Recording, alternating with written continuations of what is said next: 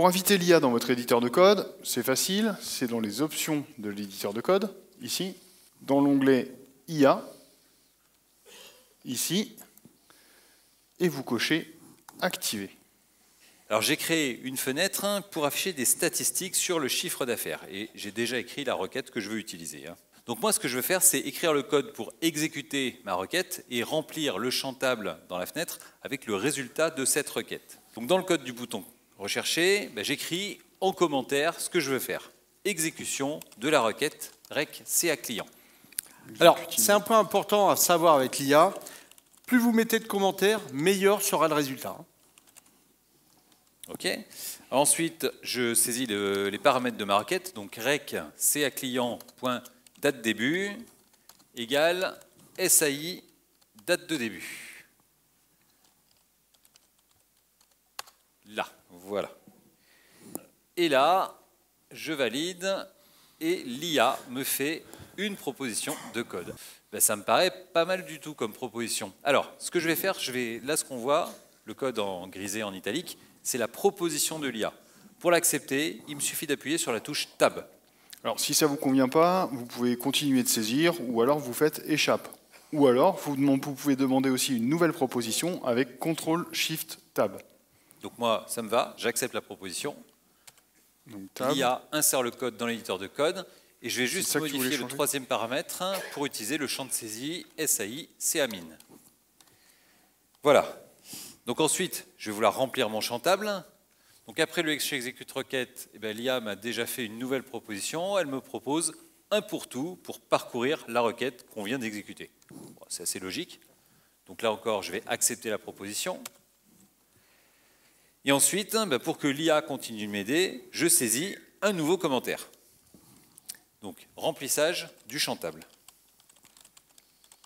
Alors oui, je le rappelle, il n'y a pas de magie. Pour obtenir les meilleurs résultats avec l'IA, il faut du contexte et des commentaires. Et ben voilà, on va accepter la proposition de l'IA avec Tab. Et ben c'est nickel. Alors, l'avantage de l'IA générative dans l'éditeur de code, c'est qu'elle génère du code pour vous. Du coup, elle vous fait gagner du temps. Allez, on continue toujours dans cette fenêtre. Ce que je vais faire, c'est recalculer les statistiques des comptes fidélité pour chaque client. Alors, comme c'est une opération longue, ce que je vais faire, c'est que je vais faire avancer une jauge. Allez, je saisis en commentaire boucle de parcours des clients et avance la jauge. Entrée. Alors, qu'est-ce que l'IA me propose? Ashly, premier client, et jauge plus. Pour le coup, là... C'est pas tout à fait ça. Ouais, pas tout à fait ça. Allez, je demande une nouvelle proposition, contrôle, shift tab. Ok, donc là, on initialise la borne max de la jauge, d'accord. Pour tout client, on incrémente la jauge. Parfait. Ok, on accepte.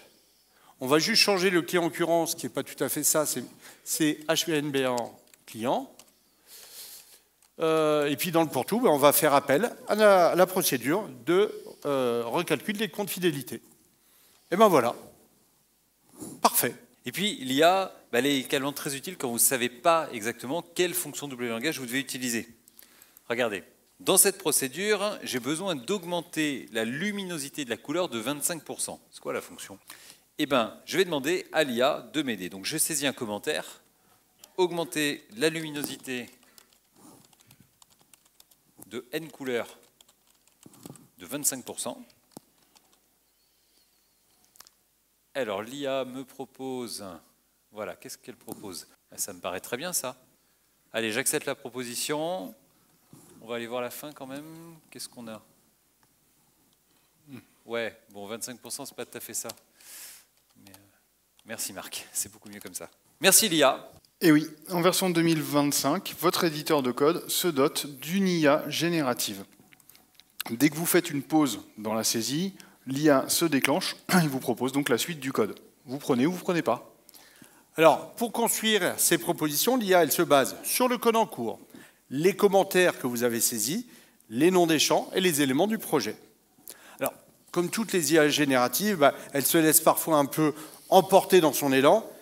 Et bien sûr, vous pouvez à tout moment demander une autre proposition. Donc, contrôle, maj, tab. Alors, il faut toujours relire le code qui est proposé et parfois l'adapter. Mais vous voyez tout de suite l'intérêt. Et puis, il y a l'IA dans l'éditeur de code, vous pouvez tous en bénéficier. Il n'y a pas besoin d'une config spécifique sur votre PC, il n'y a pas besoin de payer un abonnement supplémentaire. L'IA, elle est inclue en standard dans WinDev, WebDev et WinDev Mobile. En version 2025, l'IA de l'éditeur de code vous fait gagner un temps incroyable dans vos développements.